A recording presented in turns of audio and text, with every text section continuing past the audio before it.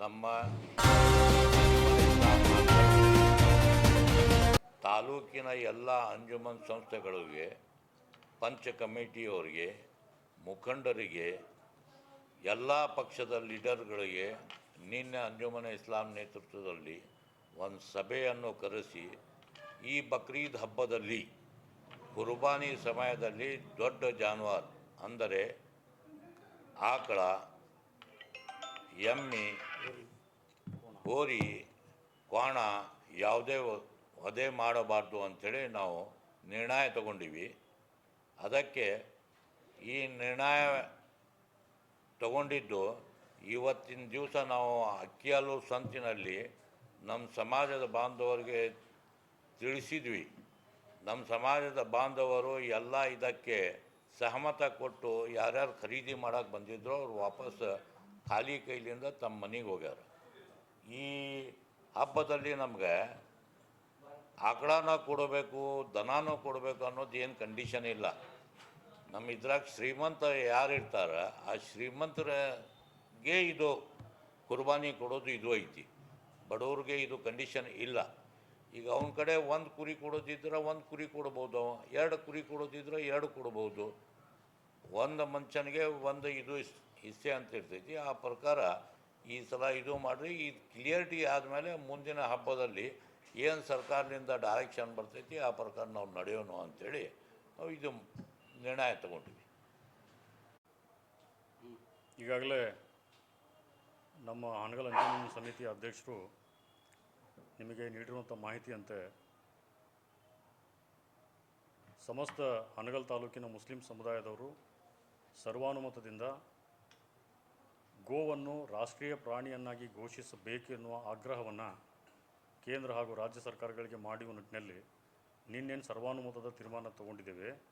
ಆ ಸರ್ವಾನುಮತದ ತೀರ್ಮಾನದಂತೆ ಮುಂದಿನ ತಿಂಗಳ 3ನೇ ತಾರೀಕಿಗೆ ಇಡೀ ಹಾನಗಲ್ ತಾಲೂಕಿನ ಮುಸ್ಲಿಂ ಸಮುದಾಯದವರು ಸಹಸ್ರ ಸಂಖ್ಯೆಯಲ್ಲಿ ಹಾನಗಲ್ನಲ್ಲಿ ಸೇರಿ ಒಂದು ದೊಡ್ಡ ಬೃಹತ್ ಮೆರವಣಿಗೆ ಮೂಲಕ MG ಸರ್ಕಲ್ನಲ್ಲಿ ಸಮಾಪನಗೊಂಡು ಅಲ್ಲಿ ರಾಜ್ಯ ಹಾಗೂ ಕೇಂದ್ರ ಸರ್ಕಾರಕ್ಕೆ ಮನವಿ ಕೊಡಬೇಕಾಗಿರುವಂಥ ಕಾರ್ಯಕ್ರಮವನ್ನು ನಾವು ಹಮ್ಮಿಕೊಂಡಿದ್ದೇವೆ.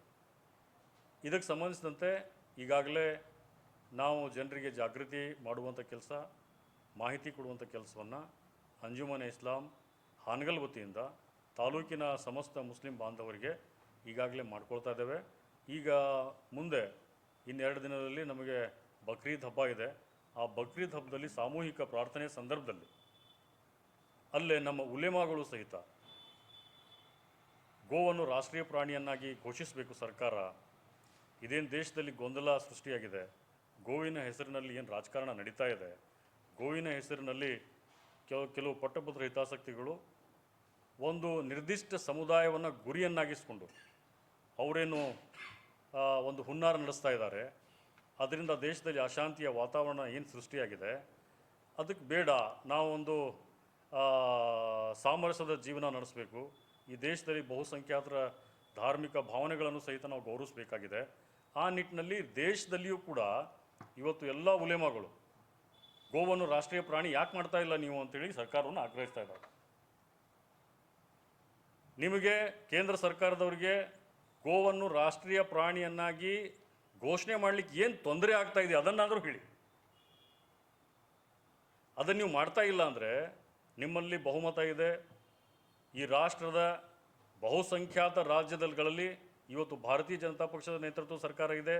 ಗೋವಿನ ಹೆಸರಿನಲ್ಲಿ ರಾಜಕಾರಣ ಮಾಡ್ತಾ ಬಂದು ಇವತ್ತು ಕೇಂದ್ರದಲ್ಲಿ ಅಧಿಕಾರ ಮಾಡ್ತಾ ಇದ್ದಾರೆ.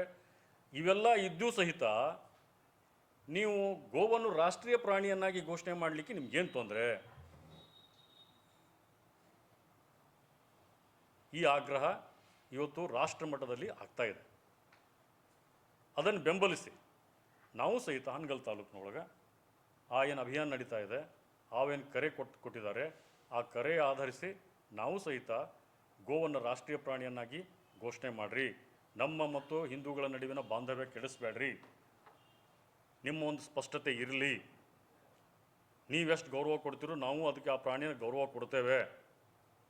ಅದಕ್ಕಾಗಿ ಆ ಒಂದು ಆಗ್ರಹ ಇಡೀ ಮುಸ್ಲಿಂ ಸಮುದಾಯ ಹಾನಗಲ್ ತಾಲೂಕಿನಲ್ಲಿ ಅಂಜುಮನ್ ಇಸ್ಲಾಂ ಹಾನಗಲ್ ನೇತೃತ್ವದಲ್ಲಿ ಇದು 3ನೇ ತಾರೀಕಿಗೆ ದೊಡ್ಡ ಪ್ರಮಾಣದಲ್ಲಿ ಮೊಳಗ್ತಾ ಇದೆ. ಈಗ 3ನೇ ತಾರೀಕಿಗೆ ಮುಸ್ಲಿಂ ಸಮುದಾಯ ಅಷ್ಟೇ ಅಥವಾ ಮತ್ತೆ ಬೇರೆ ವಿವಿಧ ಸಂಘಟನೆಗಳು ಕೈ ಜೋಡಿಸ್ಬೋದು ಅಂತ ಅದಕ್ಕೆ ಈ ನಮ್ಮ ಹೋರಾಟಕ್ಕೆ ಬೆಂಬಲ ಕೊಡುವಂಥವ್ರಿಗೆ ಯಾವುದೇ ರೀತಿಯ ನಿರ್ಬಂಧ ಇಲ್ಲ. ಗೋವನ್ನು ರಾಷ್ಟ್ರೀಯ ಪ್ರಾಣಿಯನ್ನಾಗಿ ಮಾಡುವ ನಿಟ್ಟಿನೊಳಗೆ ಯಾರ್ಯಾರು ಆಗ್ರಹ ಮಾಡುವ ಉದ್ದೇಶ ಇದೆ ಅವರೆಲ್ಲ ಬಂದು ನಮ್ಮ ಕೈ ಜೋಡಿಸ್ಬೋದು, ನಮ್ಮ ಉದ್ದೇಶದ ಜೊತೆಗೆ ಬರ್ಬೋದು. ಅದಕ್ಕಾಗಿ ಯಾವುದೇ ರೀತಿಯ ನಿರ್ಬಂಧ ಇಲ್ಲ, ಅಂಥವ್ರಿಗೆಲ್ಲ ಸ್ವಾಗತ ಇದೆ.